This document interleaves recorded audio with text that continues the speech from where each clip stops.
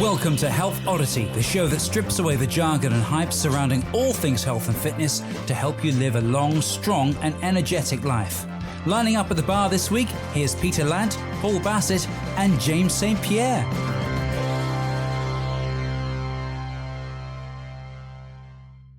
Hello and welcome to the Health Oddity podcast, episode 75. So we are starting, we're obviously, I think this is possibly going out at the end of January now, maybe even the start of February. So yes, we are getting through 2022 and we have another fantastic guest with us today, all the way from America, who I will introduce in a minute. But first of all, we are missing one of our hosts today. Mr. Paul Bassett is working in London. He is training people as we speak. So you have 2/3 of the Health Oddity team with you today. So Mr. Peter Lant in Bath, how are you doing, sir? I'm doing very well. That was quite tense there. I thought you were talking yourself into a corner. You're like end of January, beginning of I'll carry on. I'll carry on. I thought you were saying, I don't know when we're gonna see if this is any good before we send it out. One of the guys didn't even bother to show up. So I'm thinking we're doing 3 of these this week, aren't we? So I'm gonna have to try and work out when's going out when, and I'll be snowboarding next week. So it's gonna be tricky this week, isn't it? But yes. I'm looking forward to this one because I've had a look at the website and I've seen how the bios are done. And this guy wants the superpower of Wolverine, of healing like Wolverine. And I've got that, by the way. And my missus says, because I've had like I had something dug out of my back at the hospital, and she had to change the dressing. And after a couple of days, she was like, it's gone. And I was like, Wolverine, there you go. Fantastic. Yeah, so, I'm in New York. That's where Xavier School for Gifted Children is. So, well, I might come over there then. So we are joined today from Brooklyn, New York, by Steve Holiner, or Coach Fury, as he is also known. I'm not going to tell you too much about Steve. I'm going to let him do that in a minute, but he runs a small gym facility, a training studio in Brooklyn called the Speakeasy of Strength, which is fantastic. And at some stage today, I'm sure we'll find out, how he came on that kind of the name and the kind of philosophy behind the Speakeasy of Strength, which is really great. Steve is a master original strength instructor, and we've had Tim Anderson on the podcast in the past from Original Strength. He's a master DVRT instructor, and I'll be holding up the acronym hammer so he can explain to all of us DVRT. That's driving instruction, isn't it? Driving instructor. That's the DVLA. Sorry. DVLA over here. He's a former master RKC instructor, which again, we do kind of know the RKC. We've talked about that a lot in the podcast. He does Indian clubs, TRX. He's a skateboarder. He's a Godzilla collector. He's a geek. He's a Star Wars. I love this guy already. We've just, it's really good. So we're going to have a fantastic podcast. So first of all, you want me to leave? You want me to leave? You two can have a room. This was a Mandalorian helmet only invite. Yeah, you should have had. Yeah, we'll put that picture out as well in a minute. The one we took at the start. So, Steve, welcome to the Health Oddity podcast. Thanks for having me. It is the first time we've actually kind of spoke. We've kind of conversed online a bit and things, but do you want to kind of tell our listeners and us, a bit more about yourself, kind of how you got to where you are now, what you're doing now, what you focus on, and your kind of journey up to this point, if that's okay? Yeah, sure. I'll try to keep it short. Maybe pick the hammer up if the acronym hammer up if I'm just boring people. Well, I'm a native New Yorker. I grew up about 45 minutes from Brooklyn in Long Island. It was a cold, windy day, and I'm kidding. Basically, like most people, I was never into fitness. I was never into sports. I'm like a heavy metal dirtbag skate punk kid since I saw Back to the Future on. And I never really worked out until after I graduated high school. Me and my best friend started going to like a Bally's, Jack LaLanne. I don't know if that chain ever got out by you. And I did what I guess was like what I thought was just training, was basically bodybuilding without realizing. And I wasn't really following my nutrition or anything. I was young enough, but I got like shredded. And my heroes were the Red Hot Chili Peppers, Henry Rollins, Bruce and Brandon Lee. And that was sort of what I was looking for. And for an amazing 5 years, I went from being the chubby kid wearing his t-shirt at the beach in the pool to being like shredded. And then once I got out of college, every year after, I started putting on weight. More importantly, as a skateboarder, you know, I knew that I was going to pay for injuries at some point later. You know, you go like, I'll pay for this later. And now for the last 20 years, I'm in the later. I'll be 50 this year. Mm-hmm. So I've already, at some point around just before I had my daughter, I'd already had a shoulder surgery from skateboarding. And then I was carrying around one day and I was still skating. So I was still like one of those guys, like I had the innate conditioning that if you put me in a skate park, I'm going to go. But then I had my daughter at 6 months, like on my shoulders, and this little kid who weighed almost nothing was starting to hurt my back and my bad shoulder. And I was like, I need to be a strong parent. Mm-hmm. And I knew that at this point I was in visual effects and advertising as an executive or senior producer. I knew that I couldn't control my weekends and I couldn't control my evening hours. So I found the closest gym that opened at 5:30. So for about 2.5 years, I just started weightlifting and I started getting in shape. And then I started running, which was really weird for me now. And I guess the biggest thing would be, one, I wanted to be a strong dad for my daughter. And I have a son now. I mean, she's going to be 15, which is crazy this year. And my son's 12, almost 12 and a half. And then with the running, I was running so much, not really in any sort of structure, and my marriage would later end. So I think literally, I think I was running away from home, not to make light of it, but I had signed up for New York Roadrunner. So out here, if you're not like, I don't know all the rules, but if you want to do the New York Marathon. So I'm like, I'm going to make this a goal. I'm going to be the New York Marathon. And 2 weeks after I signed up for New York Roadrunners to start doing all the pre-qualifying checklist things, I blew my knee out at the same skate park. I blew my shoulder out. So I blew my PCL going in the deep end of the bowl, basically straight to knee, even though I had knee pads. And in the time of recovery for then, I already felt that recovering from an injury, being fit, even though I didn't know what I was doing, was way better, way smoother, way quicker to recover from than my shoulder, which was pretty much a nightmare. So I already had this sort of like built in, like I could tie my own shoes, even with my leg in a brace. I had a PCL replacement, so I have a cadaver tendon in the back of my leg. And then as I was recovering, my best friend, same guy going to Bally's, we were like, he had started doing Muay Thai. We were always into martial arts films. That's another element of my geekhood. I went to film school to try to make Jackie Chan films. He started taking Muay Thai and I'm like, let's do it. Like, I want to try when I'm cleared. As soon as I got cleared, we did a trial class. And then we did another trial class at this place called 5 Points Academy. 5 Points Academy has been the hub of hardstyle kettlebell training. First, before there was any two groups, for the RKC, the only place in New York City that was hosting HKCs and courses at that point.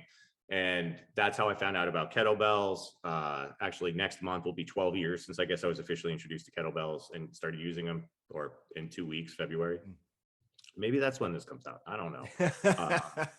But basically kettlebells really like sung to me. I was like, all the time that I was wasting basically doing like, you know, the 2 day on, 1 day off, back and buys, chest and tries, maybe do legs, all that stuff. I was like, wow, I just did this in 30, 40 minutes. And I feel smoked, but I started feeling better. And then when I started realizing, specifically in pressing, that with my repaired shoulder, I was able to do stuff that I was not able to do before.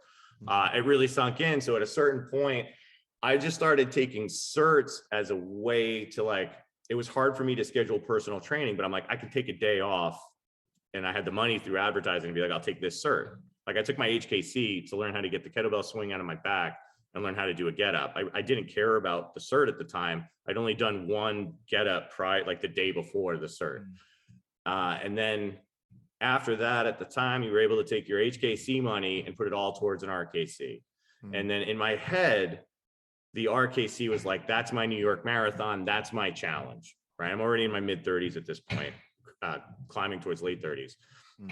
And it was in that journey towards the RKC that I was like, maybe this is a career that, like, I don't expect to make the money I was making in advertising, but maybe this is something where I could legitimately sustain myself and my family and help people. And I know that sounds super corny, but with about 14 or 15 years in advertising, like helping develop and do post-production on Subway commercials and pizza commercials and, some cool stuff. And for sometimes I really loved it. And then I was just like, man, this is just a beatdown of a lifestyle where I'm making a lot of money, but I'm miserable. And I had done the mental checklist: skate shop, not going to happen, can't make money. Skate park, can't afford to do it. It would be so expensive. The people that I'd want skating there couldn't skate there. Comic book shop, kind of a dead industry. Marvel films, super huge. Comic book shops, not making any of that money. It's that I literally went through all of that stuff. Record stores, yeah. Spotify. And then finally I was like, well, I could become an independent trainer. It's kind of punk rock. I could start doing it. I've already been taking classes. I had a couple at this point. I had taken an TRX course. So I was pretty good on a TRX. I'm going all over the lines, but anyway, through kettlebells, I found out about TRX, Indian clubs. And one of my friend and mentors, Gavin Van Vlack, who owns Diamond Heart Jiu-Jitsu, Physical Culture Collective, was like, as a member, he came up to me. He was an instructor, came up to me. He's like, dude, you need to check this out, and handed me an ultimate sandbag. And so pretty early on, the main sort of quote unquote implements, I didn't know of systems yet. They sang to me like skateboarding, because it is about the technique. It is about the simplicity of it. It is about not needing a ton of stuff to get that done. So anyway, RKC, I basically, on the journey, I asked my boss, who was the owner of the gym, who would become my boss, Steve Millis, who's I believe a senior senior strong first instructor now. Hey, if I do this, I'm thinking about going part-time, what would that be like? And he's like, pass it and teach Monday.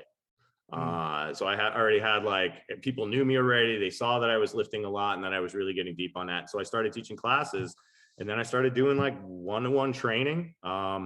I thought I was good. When I think back about it, I wasn't horrible, but Jesus.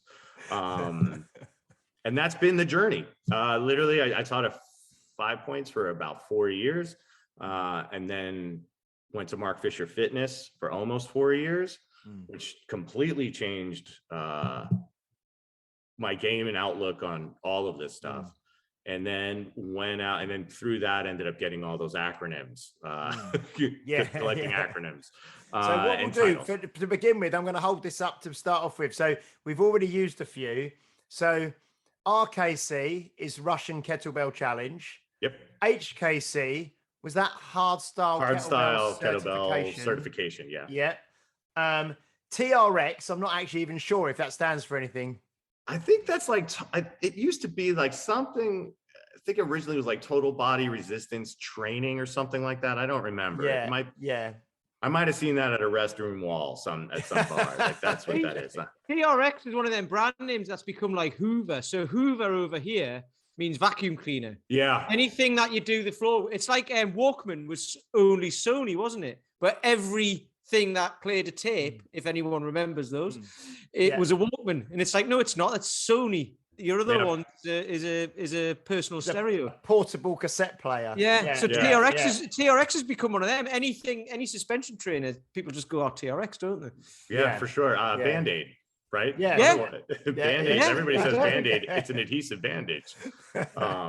So you mentioned I've spent quite a bit of time with Mark Fisher over done a few kind of weekend things with Mark and stuff. So you did some work at Mark Fisher. Well, you're with Mark Fisher Fitness in that's actually in Manhattan, isn't it? You were there for 4 years. Yeah. Part of the city called Hell's Kitchen. And then I was part of the launch team when they opened their Bowery location, which is no longer open. But not my fault, everybody. But I was part of the launch team. And the interesting thing with MFF, it was the greatest place, is one of the greatest places on earth. Between being a full-time trainer and at this point traveling and certifying instructors, doing all those workshops and certifications, and then still needing to do independent training to survive. I couldn't handle all the schedules. And I really, commuting in and out of the city was starting to really be a drag. And it was time for me to just try to rebuild a business, or build the business officially from Brooklyn, so that I'm not doing that. So do you live in Brooklyn yourself? I live wonderfully, literally 4 blocks the short way from this gym. Okay. So the Speakeasy is 516 3rd Avenue on the corner of 3rd and 12th Street. I live on the corner of 3rd and 16th Street. Okay. So I have the best 3.5 minute commute. I'm friends with all the shop owners from here and there. So like we're all saying hi, and it's quite lovely. And all our members, you know, in Brooklyn, you don't get a lot of people traveling. Like they're not hopping in their car to come to you. So like most of our members are neighbors, which is the perfect thing that I want it to be. Yeah. But we're small, and we opened right before the pandemic. We opened in officially in this location July 2019, and then we were closed March 2020. So we had just enough of a membership to help us pull through. And then it's been like, yeah, we're growing. And then here's another wave, or here's another something. So it's been an interesting ride. I don't know, and I will never know what a normal year of business would have been like here. Yeah. Yeah. So but we're here. So like, I'm stoked. That sounded such a bummer. Folks, things are good. Like we're okay. I mean, there are, I mean, we obviously speak to lots of people from all over on the podcast, and it's amazing the number of, you know, high level kind of experienced, well-known trainers who through the course of the last 2 years have, you know, who previously had facilities, who have, you know, lost those facilities or decided to shut them up, you know, maybe voluntarily, or just couldn't survive, you know, and now they're kind of maybe moving more online and they're doing different stuff. So I think anyone who's managed to keep going, you know, over this period, especially like you say, you only had, what was it, about 6 months before? We had about 9 months before we were shut down. I'd say like the 2 of them before the shutdown, we knew it was coming. Like we're very open with our membership and having conversations. And I through some of these acronyms, you know, I was doing a good bit of distance coaching before online coaching was like a thing, helping people prep for certs, or people that took courses to me and with me and wanted to, you know, keep moving forward or something. So I believed in online coaching already. I had done a handful of Skype sessions over the years, didn't love them. But it was, and then I also have a podcast, which I do very infrequently now, but for once a week for a couple of years, the Coach Fury podcast. So I was very familiar with Zoom. So we came up with a very easy PDF document with the Zoom links and the schedule and an assessment thing. We handed out kits of gear. So when we were closed on a Monday evening, Tuesday morning, people came in and grabbed like a bell, a band, maybe an Indian club, and they went on their way. And then that night we were operating close to full. We never cut our rates. I didn't charge people for equipment, but like we never cut our rates because we're online. It's like, this is the best anyone has right now. And then really tried to, I used to work with Strength Faction as a mentor. I'm still huge supporters of those guys. You know, I help some other gyms actually take it. This is exactly what the template is for this PDF. Go do it to simplify the process. And I think the thing we did different, which helps us, is I never stopped those protocols. Like we've had, you know, whether it's mask mandates or space mandates, but people are still hopping in on Zoom for small group. So I have virtual real estate that this tiny place couldn't fit. So we sometimes have more people in sessions now post or intra pandemic than we did before the pandemic. And we're not there yet where we need to be, but like it's a start. So that's great though, because then you've obviously got the right people. You've got a community, so you're part of the community, so people value you. I mean, I did something very similar, and I actually offered to people. I said, look, if we're going to go online, I train outside anyway. I train my guys outside, but I said we're going to go online, and I'll do it half price for you because it'll not be the same. You'll have one bell, and that's it. I'll lend you a bell, blah blah blah blah. And they all said, the whole lot of them were like, no, we'll pay full price because we want you to be there when all this ends.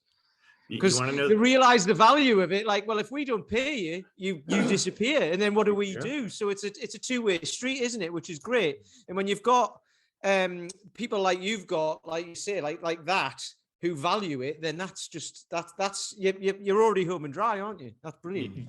It was pretty. It also being so new, it showed that our members really were getting something out of us aside from a workout. You know, you know that they like you because they're coming back now, but you didn't know that it meant more. The two things that I think trainers are sometimes great and horrible at: we have big hearts, we're too quick to give away stuff for free and discount our services.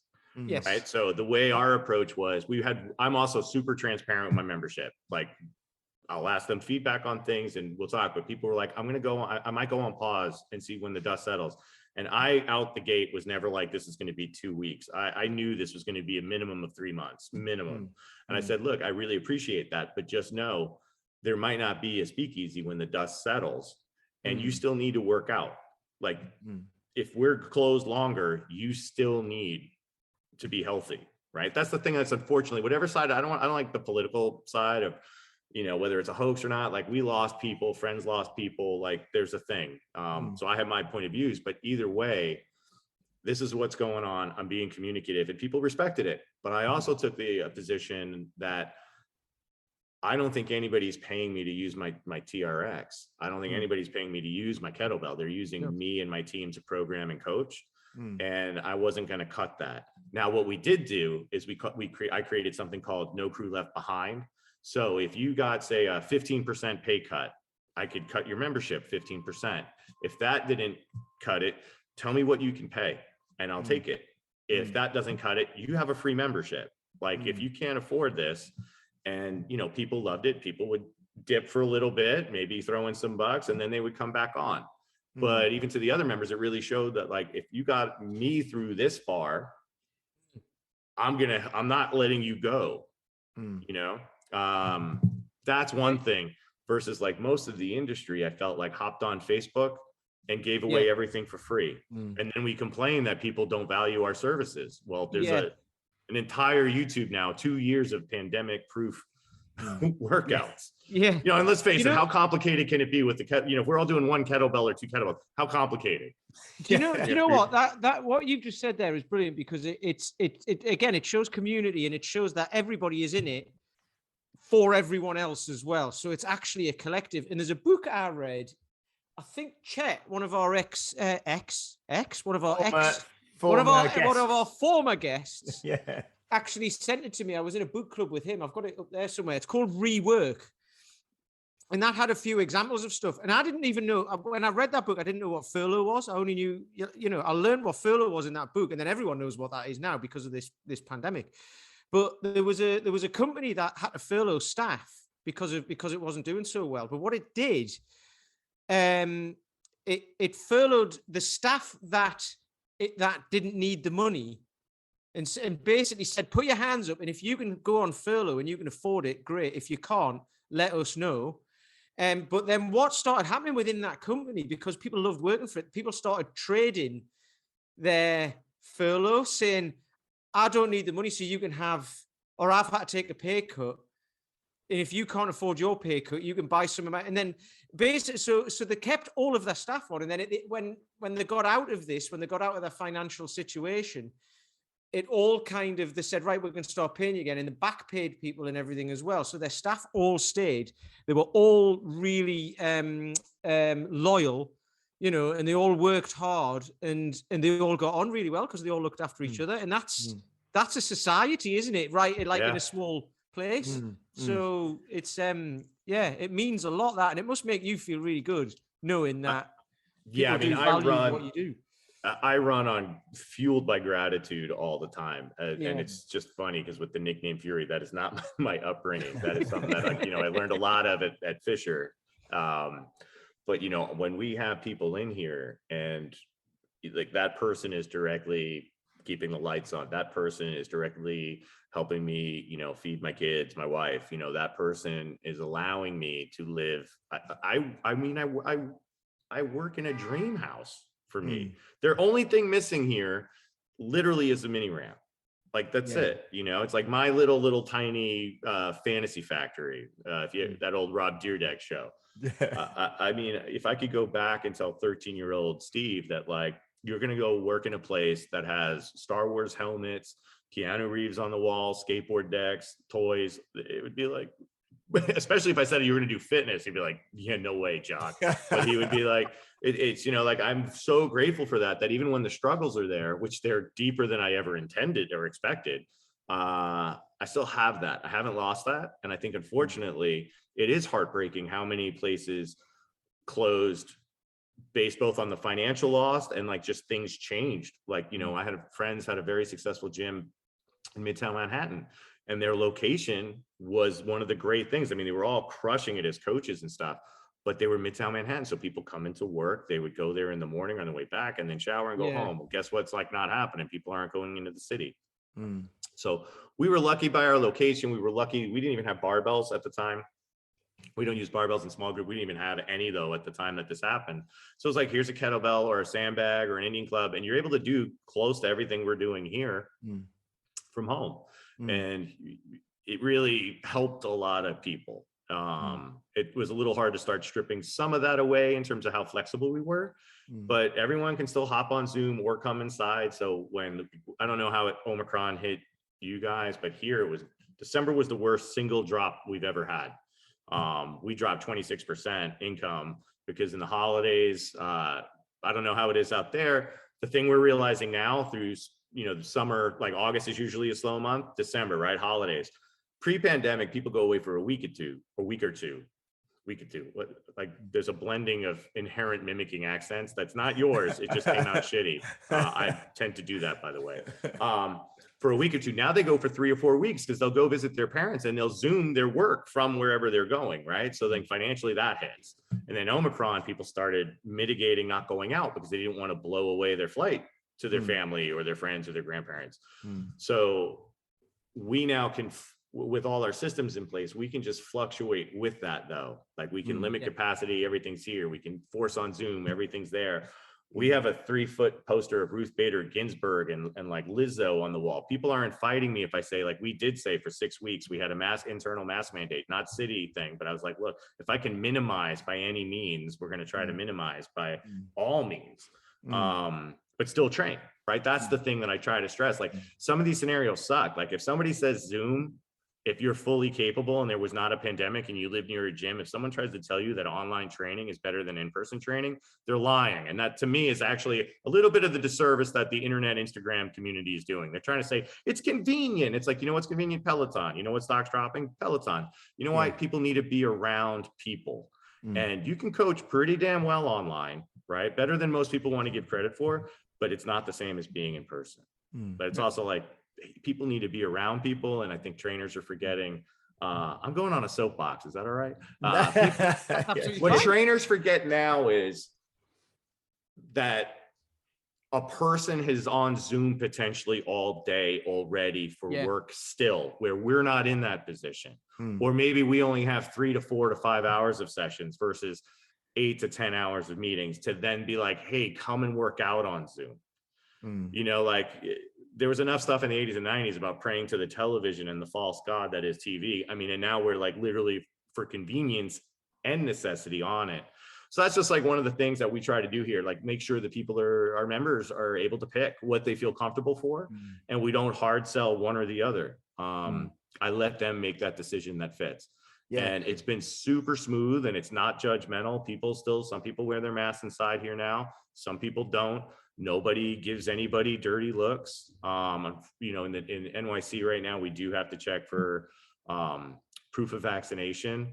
I'm not the biggest fan of mandates, but I'm personally pro-vaccine. But I guess that's part of the vibe that we set an expectation and an amount of listening and personality. I don't mean just me, I mean just culturally, that we don't have these fights that a lot of people have, and I think that's why we're here. I thought, we found certainly recently with a lot of people, like you say, a lot of the people who we're about half an hour outside of London, so a lot of our members will travel into London to work, but at the moment they're mainly working from home still, like you say, online and things. So actually for them to come out, even if they're only coming out to us once, twice, 3 times, 4 times a week, just to get out the house for an hour and just to go and be around other people and to train and to meet people and just to be away from the screen is great. I've got a couple of questions for you, Steve, which I want to make sure we get in. First one, Coach Fury. So where did Coach Fury come from? And then the second one is about the name of your facility, the Speakeasy of Strength. How and why you came with that? If you can sort of talk us through that. Absolutely. So I'll give you the version of the story for the nickname that does not make me sound like an asshole. The name is, I by nature, earlier in my life, I would definitely define myself as a very angry kid and angry person. I have a sense of humor and I'm able to laugh at myself, but I definitely have a lot of inner demons and frustrations that the side of fitness no one talks about. Like it creeps its head up in the pandemic world about mental health, but not enough, right? Like no way near enough. And one day I was with a bunch of friends at my old apartment in another part of Brooklyn, and it was like, I don't know, 8 a.m. on 8 p.m. on like a Thursday. It wasn't late night or anything. And we started hearing banging on the floor, meaning the ceiling below us, our floor. That apparently we were making too much noise. And on the way out, I politely knocked on the door to be like, hey, were you guys banging on the ceiling? And somebody got very aggressive. Yes, we were. You were making too much noise and got in my face. And let's say I shouted some very direct things at a couple, face to face with them. And I guess I turned into a thermometer, like an old school thermometer, and my head went red like a cartoon. And one of the people we're with started yelling Bald Fury. So the nickname is actually Bald Fury. And it caught on to the point where my business emails at visual effects companies would say like Bald Fury at click3x.com. Like it just caught on. Yeah. And then since I had never been interested in sports whatsoever, when I did thinking about becoming a coach, I was like, Coach Fury sounds really funny. Like it's just silly. I will also say I did not value what a coach is yet, the way I cherish it now, the importance of it now. And I asked Steve Millis, like, for one of the owners of 5 Points, I was like, I'm thinking of using Coach Fury. What do you think? He's like, yes.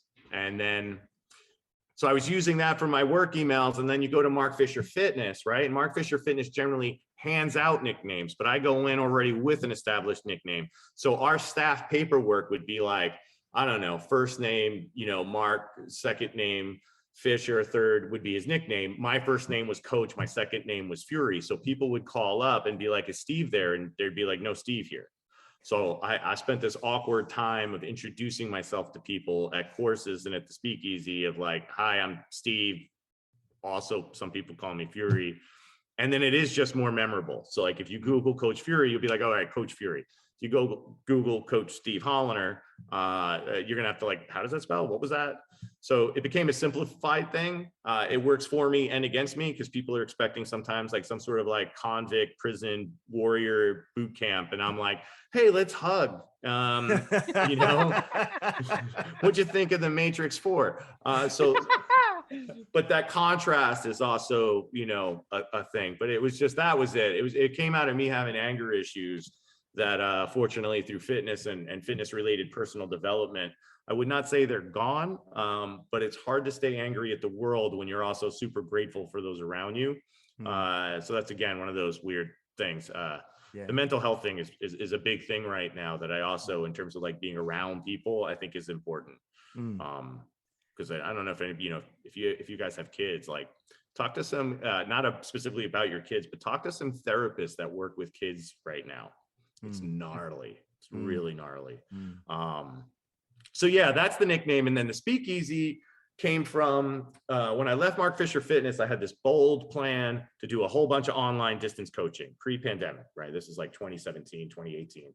And I realized when I started to have like a relative amount of success with that, which was about 15 members paying monthly for programs, that I did not like doing that at all because I'm on the computer all the time. And, we're always like, as gym folks, we're like, yeah, you got to get away from the desk. And guess what I did? I gave myself another desk profession. So it was a lot of work. It just wasn't as rewarding. I think I was good at it. I worked with some amazing people, but I just found it harder and harder to get motivated to write programs. So I wanted to rebuild a class that I used to do at that same gym that I started working at when I wanted to be a strong dad. And we were in talks about me renting part of their basement space. And then rather unexpectedly, they closed down.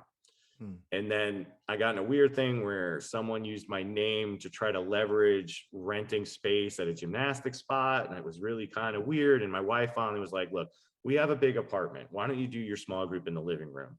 And fortunately, our big apartment is also fairly run down. So it was like, yes. So we started doing small group in our apartment. I'd always had a little personal training area that I would work out in and do some, if you go through any of my YouTube library, you'll see the whole history of the Speakeasy unfurl or unfold or both. And we started calling it, so I don't even know if a member might have calling it the Speakeasy of Strength, because there was we had a Yelp page with the address and everything, but it wasn't a proper business. It was, you went to this like kind of sketchy looking corner right before a big expressway. And it was like, you were either going to have a great workout experience or step into a murder room. But that's where the name Speakeasy of Strength came from. And when we opened here, my original LLC DBA was Fury Industries, because it was based around, I had the podcast, I was presenting and I was training. So it was like me. And then the gym, I didn't really love the word Fury because I think it's a misrepresentation of like the type of coaching I do. I think it's intimidating in a way that like I try not to be. It's not the atmosphere I try to set up. And it was like all about me and not about my team at all. And I felt Speakeasy fit that, but also the way we carry ourselves. Like I try not to be ego driven in what I do. So I felt like we speak easy, and like one of our taglines is speak easy, lift loud.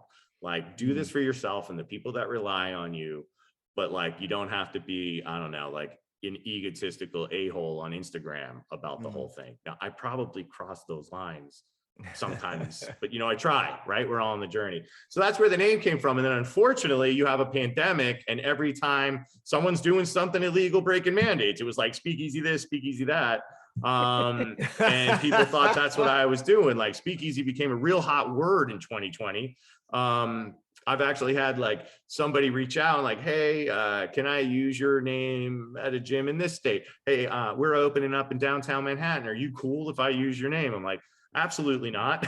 Like somebody, I'll be honest, somebody in New Jersey is literally calling themselves Speakeasy Strength using neon pink and neon green. And their tagline, we say live long, be strong, die mighty. Theirs is like something like play hard, die strong or something. Like it's so die hard. It's like so close. Yeah. I've of course reached out to said person and they ignore me, which, at least legally now it's shown that I wish everybody the best, but like it's literally in neon colors.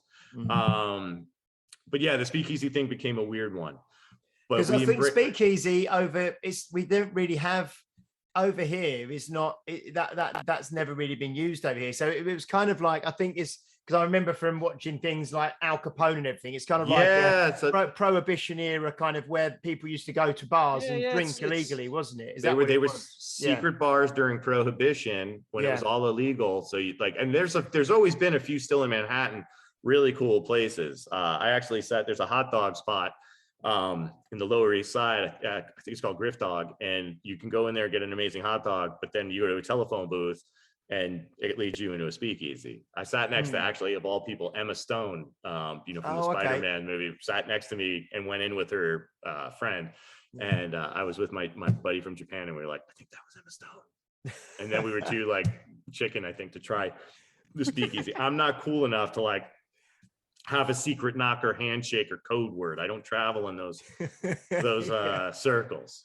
But that kind of works well, I suppose, because the Speakeasy of Strength, because your facility, it looks like, I mean, I can see you in there at the moment. I think the actual frontage, the sort of that leads onto the street, it's quite unassuming, isn't it? And it's so someone could kind of walk past it. It's almost like a hidden gem, I suppose, within the strip. Is that right?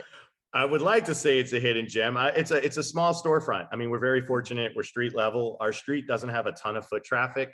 3rd Avenue in Brooklyn is sort of right at the edge of industrial land. So if you go across the street from my front window, if you're watching this, it's all, it's mostly homes and apartment buildings. But when you come this way towards 2nd Avenue, there's a few homes, but it's mostly like garages, manufacturing, warehouses, car shops and stuff. And then it goes into like a big Lowe's hardware construction supply spot. And then the actual Gowanus Canal. Then there's another couple of blocks of industrial. So we're like right on the edge of the neighborhood, which I love because it's like a big, quirky, not fully gentrified mix where like my neighbors sort of pseudo super, they own the grocery store right next door, and they all grew up here. So I have like local guys in the summer and spring in the evening just blasting Latin music and drinking Coronas, and like they have our back here. Like if anybody ever gives you a hassle, You let us know, we'll take care of it. It's kind of like a really neighborhood vibe, which is cool. The neighborhood is changing though, because a lot of people did move out of Manhattan and come to, I mean, a lot of people left New York City and New York State, but a lot of people are moving into Brooklyn to have a little bit more space, not be quite as congested. And quite frankly, New York City is not dead by any means, but there's a lot of extra level sketchiness that's been arising. It's starting to feel a little bit more like the 80s and 90s inside Manhattan right now. I was going to ask, obviously you mentioned you kind of addressed the Coach Fury for someone who's not involved in fitness and doesn't know you and has spoke to you. Might just be the name is quite intimidating. But from working with Mark Fisher and working with that whole kind of it's kind of like a theatrical kind of vibe and community, and I've seen from the content you put out and photos on the website and things, the kind of people you attract. You're not a kind of a typical gym that most people would think of, bodybuilders walking around and stuff like that. The kind of people you attract, they look very, very kind of normal and very maybe people who maybe wouldn't go to a big kind of corporate gym in the city and that sort of thing. So what's that kind of philosophy behind that kind of helps you attract those sort of people, do you think? I think my philosophy is definitely more about longevity and enjoying movement and enjoying strength and being in it for the long haul. Like the live long, be strong, die mighty thing, the coffin sword logo of mine, which is there, it's right there, is all about the long game. And aesthetics are going to come and go. And quite frankly, I'm of average looks to begin with. And I don't mean that as self-deprecating, like I'm not going to be Brad Pitt, but I can lift. And I want to be able to pick up my kids. I want to be able to run with they're old enough now where like picking up something I'm not really doing all the time, but like I want to be able to go to Disneyland with my great grandkids. So that's part of it. And that's the messaging we put out very clearly. One of the things I picked up from Mark Fisher Fitness was just to be me. It'd be 100% me. And I mean, that is flawed and all. And I'm not, I don't really know where all this is coming from or going, but you know, the stations on our walls, it's Chadwick Boseman, Ruth Bader Ginsburg, Lizzo, Keanu Reeves, and MCA from the Beastie Boys. So just that alone, sort of in a way, if you think of what those people might mean to me or to you, sets our core values without saying inclusivity, right? Or inclusiveness. But it also draws some people in to be like, oh, he doesn't have like, I do have a big skull. One of our speakeasy things, big skull, but it's not like all like crossbones and that type of stuff. We have elements of that because it's skateboarding, but I think my messaging is more about that and less about selling transformations. Like I understand the marketing and I understand when people like have that snap of fitness, but we're also not Autobots or Decepticons. Like you're already good. I come from people in a state of you're already rad. Let's get stronger, more mobile, right? Well, we're going to plus this up. Right. That's the growth mindset. Fisher 1% better, that whole thing. It's hard to say these things without almost directly copying Mark, but that's where it comes from. And people respond to that. So our 3 types of members are 1, never been to the gym or have been shamed out of a gym. Right. Number 2 is going to be either formerly used to train and has injuries, or never really trained and has some severe injuries that they don't have really the hope of recovery. But physical therapists send us back here, or a friend of theirs that a physical therapist sent them back here. So coping with people with like pretty significant pain levels and making them strong.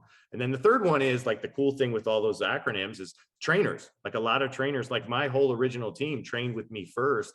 I was their coach. And then when this place opened up, there was the opportunity for them to come on. So we have this high level, lovely, similar mindset and coach trainer membership. But a lot of the people are pretty new to fitness, or they've done a lot of the bouncing around. I don't know if Class Pass is a thing out by you, but where it's like they sign up for membership and they can hop here, they can hop there. We're one of the first places that like they stick with for a while, or for some of our, I hate bringing gender into this, but you know how like women are so marketed to not lift heavy. We're often the place where we're showing people like, look, you didn't just turn into Lou Ferrigno by deadlifting a 48K bell, and look at how strong you are and how capable you are. So that's kind of where it comes from. And then this aesthetic, I try to make this place, all our design work is based on 80s skateboard graphics. It's all bright, bold, neon, the toys, the art, all that stuff, the skateboards. I want this to be like, if it's your third home, you know that phrase, like third home, right? Your third home for listeners would be your home. Work is usually your second home. And I want the gym to be like your third home, or at least stop off.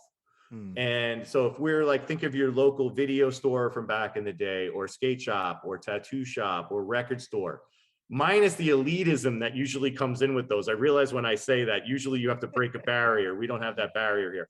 But I want you to have that vibe, but we're a gym. We just happen to be a really high level personal training studio that has no reason to, being here on a main avenue. And that's where we come from.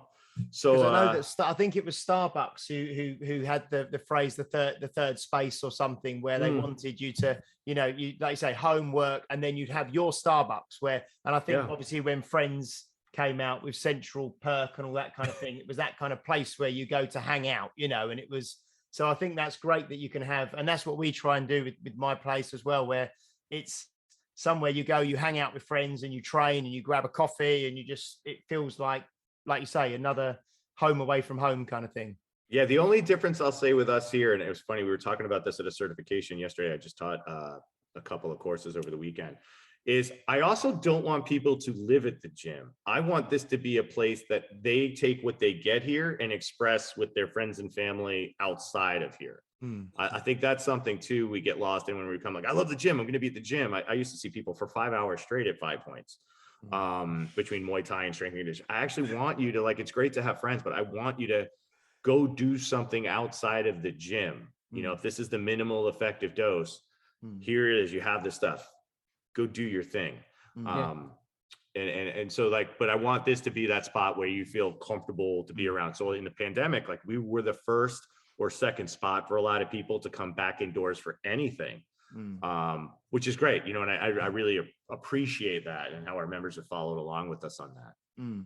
I think that's a great ethos with what you've got there. You've mentioned loads there about like the mental health side and not and then not getting obsessed by it as well. So you'll get people who are like, right, I want to get into it, who are all or nothing type people who actually are, because most people say they are, but they're not, are they? But Paul goes on about this, the other host who you've not met, and he goes like, he says people come to him and say, I'm all or nothing, and he goes, well, I haven't seen the all yet. All you've done is nothing. But all of that, and that all goes with your whole story there of you used to work in a job, stress, deadlines, long hours.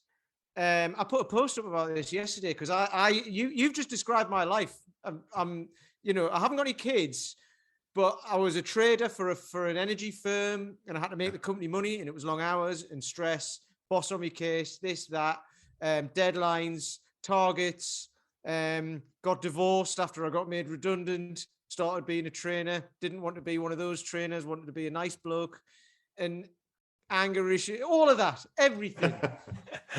But the thing with that is the people who come to you are going to be those people who haven't done anything about it yet. You did something about it in your late 30s, well, mid-late 30s, say. Yeah. They're going to be at that stage or still working at 45 and haven't done anything about it yet. Not that they need to leave their job or anything, but they've got to take hold of some sort of lifestyle issue because it will take hold of them. And who better to understand that but somebody who's done it? Yeah, so, I think that definitely, between my history of being injured and quite frankly, not being a shredded coach, but that is still highly capable, it makes it relatable in a way. And the other thing is I will get calls now that, I'm going to be 53. Do you take old people? And I'm like, I turned 50 this month. Not this month. Do you take old people? It's like, I turned 50 in October, but yeah, it's a weird thing. So that's who I'm servicing. It also keeps like some, egos and mentalities that like are great in certain circumstances. Like, by the way, somebody wants to have like, the Super Spartan Warrior Viking gym, go do it. There's people for that. Yeah. I just want to surround myself with the kind of people that I want to open doors for. And gyms are hard, right? Like I say this all the time, but nobody goes to a gym, or almost no one goes to a gym first or even last because they feel awesome about themselves.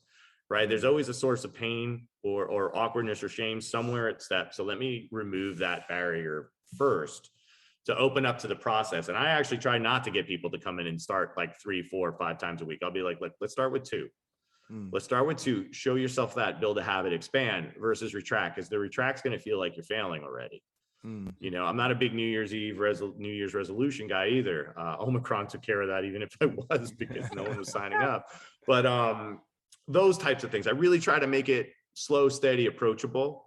And then you know how it is. Some people don't buy into your stuff for a little bit, and then 4 weeks in, there's something comes up where they have to pick something up or pick someone up, a kid up, and they're like, oh, that was easy.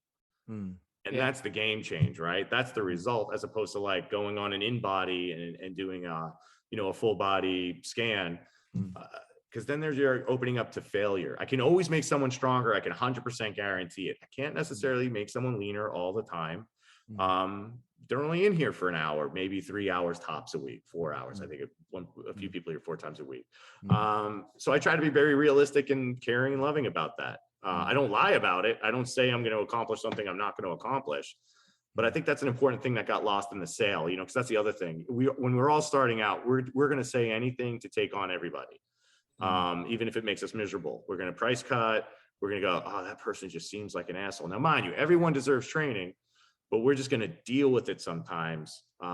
Versus now, I'll very gladly be like, it doesn't happen because of our messaging is strong enough now. But if there's somebody that doesn't fit, I'll happily tell them where to go. I'll give them a suggestion where I think they're going to be a better fit. But I don't want people peeing in our pool. Unfortunately, we haven't had that happen yet.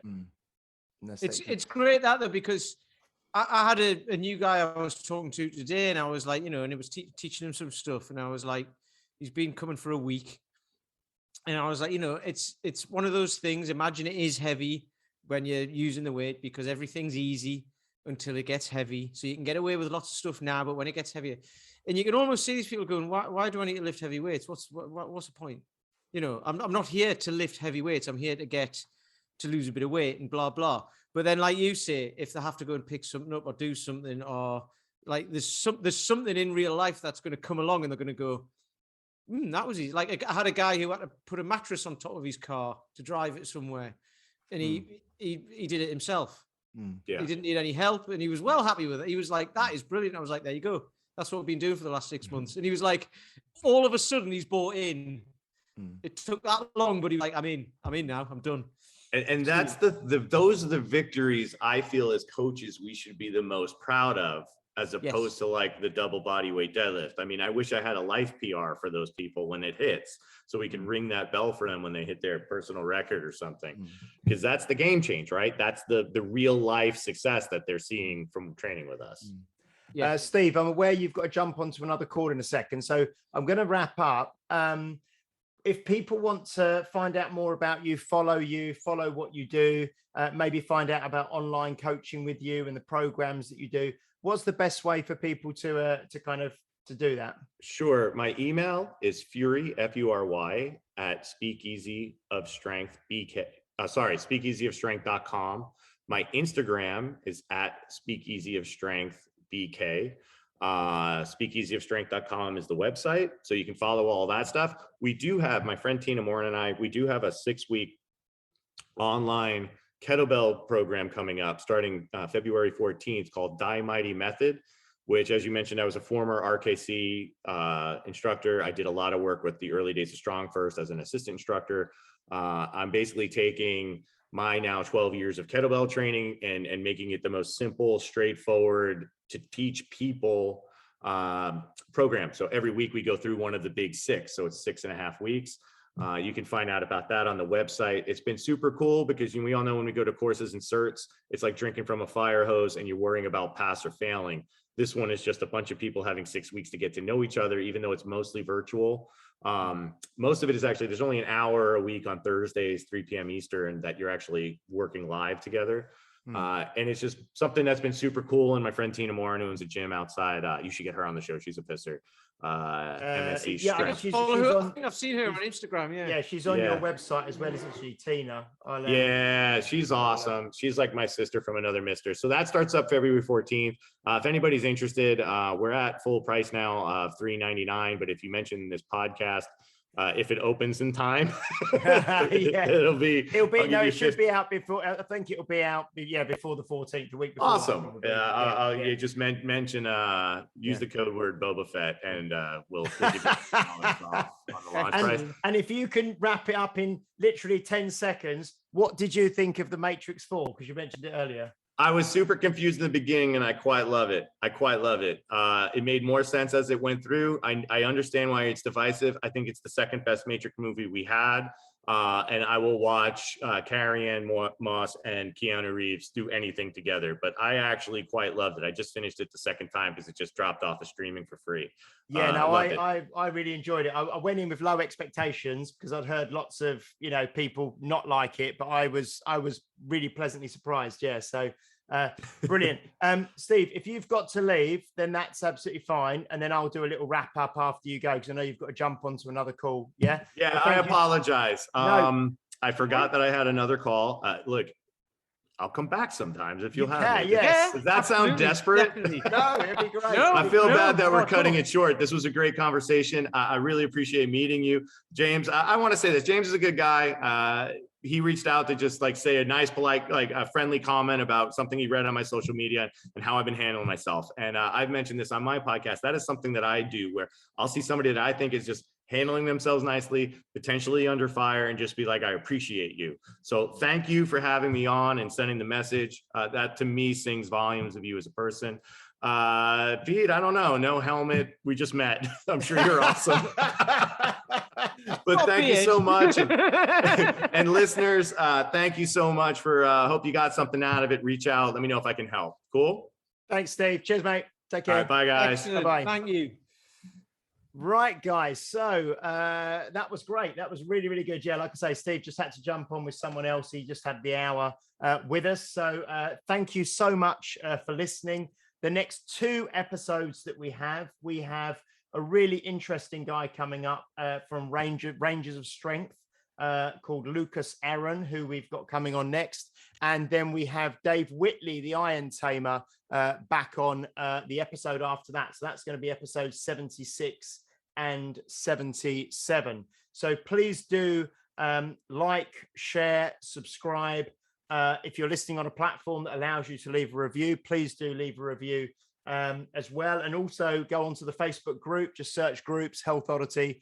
Come into that, let us know, send us messages about guests that you would like us to have on. I will mention just before we go, towards the back end of last week, I think I may have even mentioned it on last week's podcast. Kirsten Tullock, Little Tank, messaged us and said, you should really try and get on Bud Jeffries onto the podcast. And this is someone that myself and Pete have followed, and I think Paul has for many years. And we did reach out to Bud a while ago, and we were just literally going to send him another message. And we heard some terrible news over the weekend that Bud Jeffries had passed away over the weekend, which has hit many people within the strength community very, very hard. He was a fantastic guy. He was an inspirational guy. He was a massive guy, a very, very strong man that did stuff that just, didn't he, Pete? It just looked like it was physically impossible, the kind of things he used to do as a 300-pound man standing on one leg and doing